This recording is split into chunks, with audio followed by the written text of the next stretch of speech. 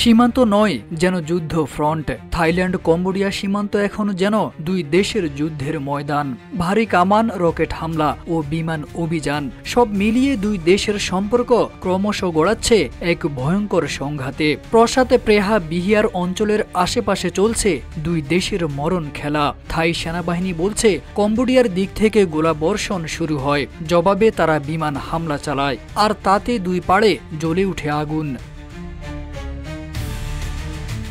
এই সংঘাতে ইতিমধ্যেই নিহত হয়েছেন অন্তত 15 জনের বেশি বেসামরিক নাগরিক। বাস্তুচ্যুতের সংখ্যা ছাড়িয়ে গেছে 1 লাখ, যাদের অনেকে জীবন বাঁচাতে জঙ্গলে, কেউ বা সীমান্ত পেরিয়ে আশ্রয় শিবিরে। RICL TMX, যুগের পর যুগ স্থাপনা থাকে মজবুত।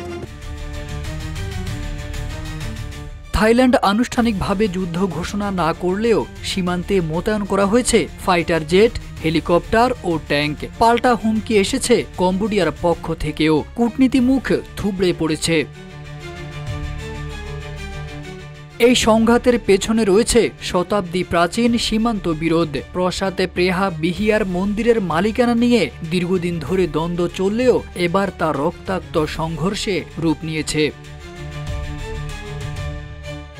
জাতিসংঘ, যুক্তরাষ্ট্র ও আসিয়ান বারবার শান্তির আহ্বান জানালেও দুই পক্ষই এখন যুদ্ধ উপযোগী অবস্থানে। থাইল্যান্ড বলছে জাতীয় নিরাপত্তা প্রশ্নে তারা আপোষ করবে না। কম্বোডিয়া অভিযোগ তুলেছে তাদের আকাশসীমা লঙ্ঘন করে বেসামরিক এলাকায় হামলা চালানো হয়েছে। দুই দেশের সীমান্তে এখন যা চলছে তার কেবল গোলাগুলি নয়, এ এক কৌশলগত শক্তি প্রদর্শনের দৌড়। দোষারোপ আর কামানের উত্তাপে ক্ষয়ে যাচ্ছে কূটনৈতিক পথ। আর যদি এখনই নিয়ন্ত্রণে না আসে, তাহলে থাইল্যান্ড কম্বোডিয়ার এই সংঘাত খুব শিগগিরই দক্ষিণ পূর্ব এশিয়ার জন্য এক পূর্ণাঙ্গ যুদ্ধের আগুনে পরিণত হতে পারে।